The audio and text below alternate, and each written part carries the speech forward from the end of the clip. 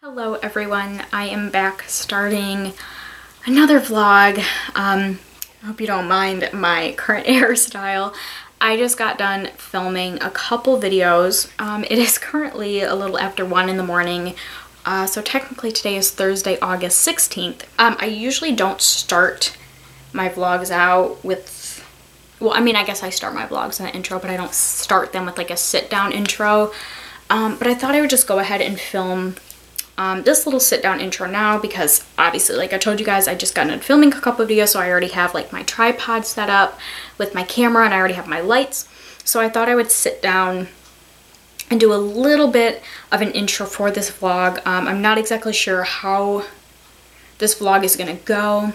I'm not exactly sure how great of a vlog this is gonna be because I honestly don't have that many clips for the month of August. I have decided I'm going to upload it anyways, but before I uploaded it, I wanted to do like a sit down intro like I'm doing right now and kind of give you guys a little bit of rundown what has been going on in my personal life for the past month. I'm not exactly sure how much I want to get into, mainly because I'm not in the mood for it, and that could be because it's like 1 in the morning and I'm kind of already talked out from filming 2 videos.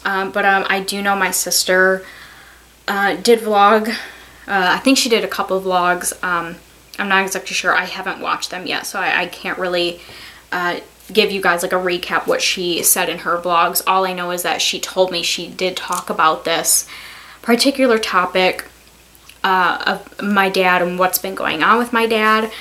So yeah, I haven't watched her vlogs just because I just haven't had time to like really sit down and catch up on YouTube videos. So yeah, I don't really exactly know what she talked about and how much, like, you know, the specifics that she got into. I just know that she has talked about this with her subscribers. So if you're subscribed to her, you probably already know what's been going on. So basically, my dad has been having some serious health issues. Let's back it up a little bit. Back in April, May, and we kind of hinted this before me and my sister did in our videos. We didn't go like specifically say what was going on because there were some family members that didn't know what was going on. So we didn't want to, like, you know, announce it on social media and then somehow they find out about it. That's just not a really nice thing. You know, to find out something so serious over social media compared to, you know, the person or your family, you know what I mean? So we didn't talk about this back then, but back in around like April, end of April, beginning of May, my dad was diagnosed with colon cancer, and it was obviously diagnosed like through a colonoscopy, and they took a biopsy because he had a pretty big mass. It was 4 inches, a 4-inch mass growing in his colon, and it did come back positive for colon cancer, and he did go see a surgeon. I was not there at that particular appointment because I was sick, but him, my sister, and my mom, they all went to see the surgeon to kind of give, you know, get some options or some more information about treating the cancer. You know, without going into all the information of what we found out through that appointment, my dad ultimately decided that he did not want to receive any treatment for the cancer. My personal thoughts on that, I wasn't too upset, mainly because like that was my dad's choice. Like, it's his body, it was his choice, because I'm pretty sure he would have had to gone through like surgery, chemo, and therapy, like, or radiation therapy. He would have had to gone through all of it. So I was fine with that decision that he made because it was his body, his decision, his life, you know. That's kind of how I was thinking of it. Another reason why I wasn't upset by his decision is because I was in complete and utter denial that he had cancer, and I still kind of feel that way. And I feel like that's really, to me, I feel like that's just my own defense mechanism. Whenever something, you know, I'm dealing with in life that's like really hard to deal with, it's like in my own mind, I just pretend like it's not real. I just feel like that's just the way my mind and my body deals with things. And I think that's mainly because if I didn't have that, I would be a complete mess all the time, 24/7, and I would probably be bawling my eyes out talking about this with you guys right now. But that's honestly how I feel. Like, Back then I was in complete denial, and even still now I'm still in a little bit of denial. But anyway, so yeah, my dad made the decision he didn't want to receive treatment for it, and the surgeon told him, like, you know, if you don't receive treatment for this, like, you will die from this, and we don't know if you'll die in 3 months to 3 years, but you will die from this. My dad understood it all. The surgeon made sure that he understood it, the choice he was making, and that was that. My mom and my sister and my dad left the appointment, and that was pretty much it. That was like the end of the road for doctor's appointments and consultations and all that sort of stuff.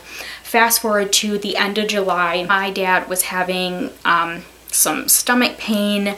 He wasn't going to the bathroom. He wasn't passing gas, and we all knew that it was the cancer that was causing it, or like the cancer contributed to what was going on, because that's something that the surgeon did mention, that one of the first things that will probably happen is a bowel obstruction, which obviously, if you guys don't know, a bowel obstruction is like, obviously we have like feces moving through your intestines, and like there's like a blockage not letting the feces get through. So that would be a bowel obstruction. So that I do know, my sister did tell me that from the appointment, that the surgeon did say that that's probably what would happen to my dad first, because of how big the mass was in his colon.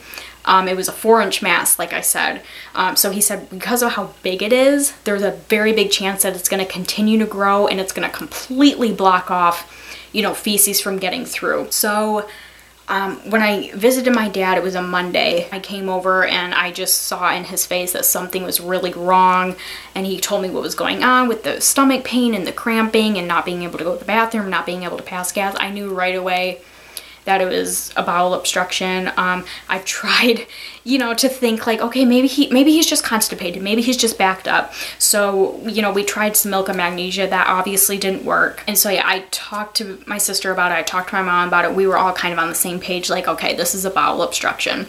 And we finally convinced my dad. My dad hates going to doctor's appointments, hates going to the hospitals, like hates everything to do with that. So we were trying to convince him to, you know, like, let's go to the hospital, like, let's go to the emergency room. We didn't want to scare him and be like, you have a bowel obstruction. If we don't get this fixed, you're gonna die in like days. We didn't say that to him. We just basically said like, okay, let's just go to the ER and let's see, like, maybe they can like give you something to kind of help you, you know, pass your stool, and then we can go home. Like, you know, we just made no big deal about it.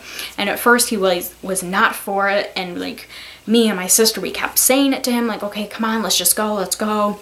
And then it was around like 9, 10 o'clock at night, we finally called my mom, because my dad was showing some other symptoms. So me and my sister, we were kind of on the same page, like, okay, let's call mom, because my dad always listens to my mom. He doesn't really listen to me and Brie when it comes to certain things, like about the emergency room visit. He was kind of like, nah, I don't really want to do that. But like, we knew if we called my mom and got her over here that he would listen to her, and that's exactly what happened. My mom got over here around like 10:30 at night, convinced him to go to the emergency room, so we went to the emergency room. And so yeah, we went to the emergency room. Long story short, my dad, it was a bowel obstruction, and my dad did end up having surgery, which that was a risk in its own, just because of some of the other things that was already in my dad's, you know, past medical history, some of the other things he had going on with his health, and obviously because of the cancer.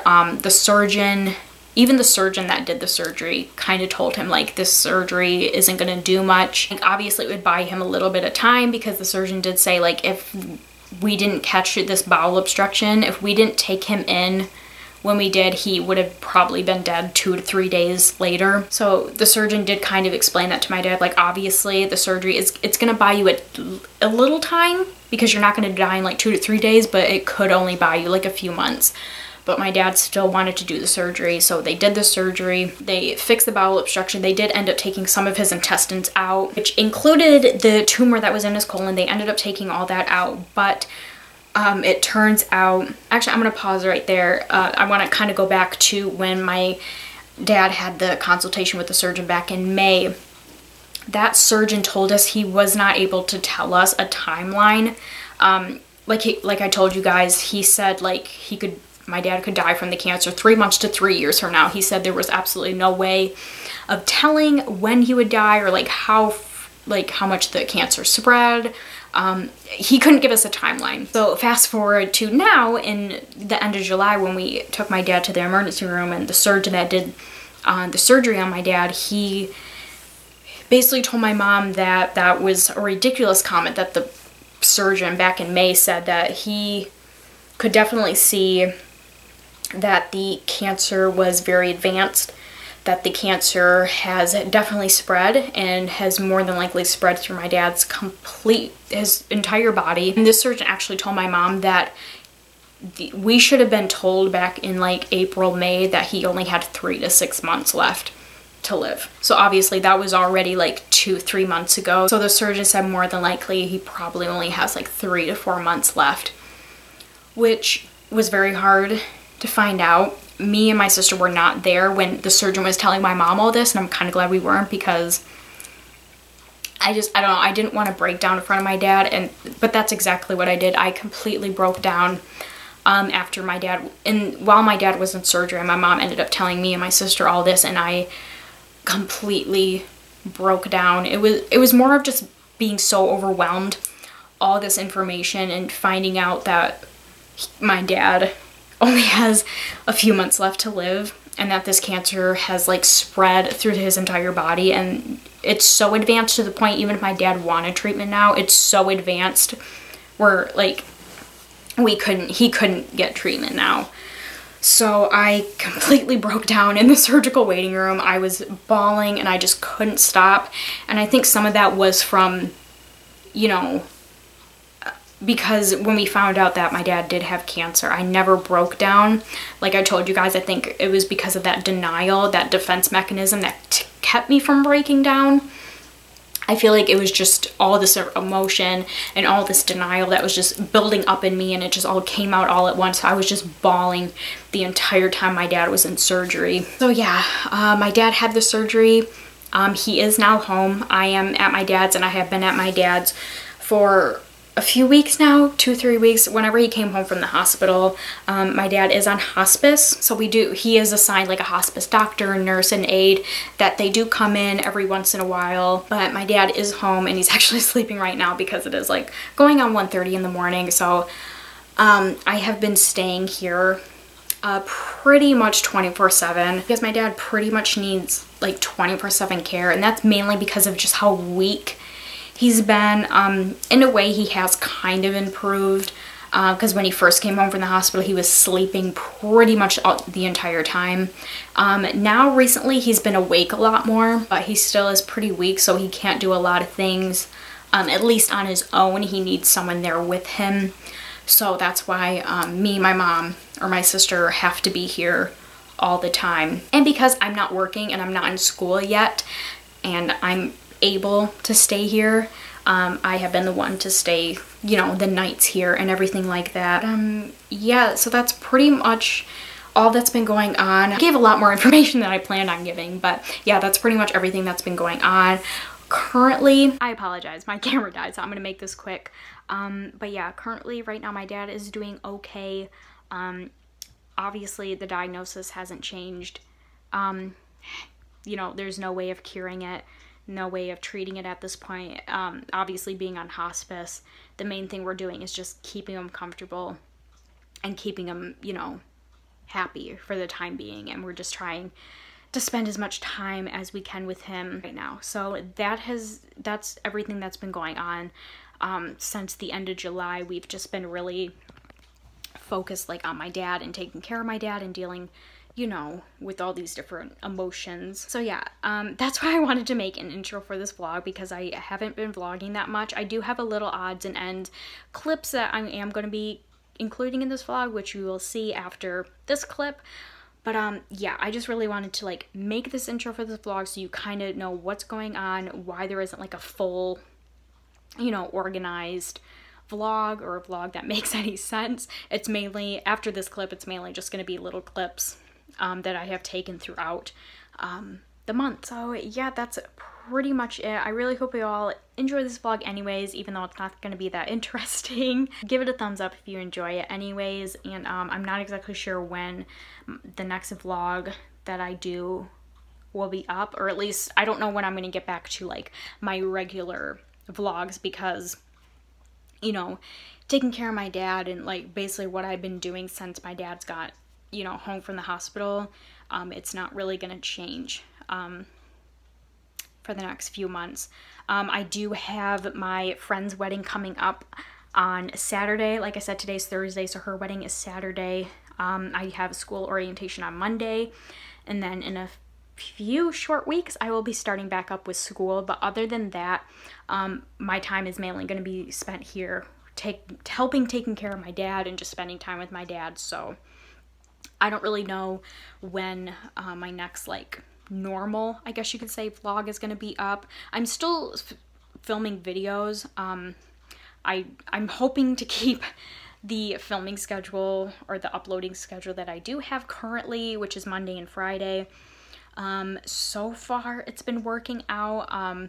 The only thing that's like quite difficult about that is because I'm taking care of my dad during the day. Really the only time I have time to film videos is at night when my dad goes to sleep, which is why I'm up at 1:30 with, you know, makeup on and everything like that. But yeah, so I'm gonna stop rambling. I'll just get into the rest of this vlog, the random clips that I have gathered through the last month. I'm not exactly sure this video is gonna have an outro, so this is probably gonna be the intro and outro all in one. So yeah, again, if you enjoyed this video, give it a thumbs up, and I will see you all in my other weekly videos.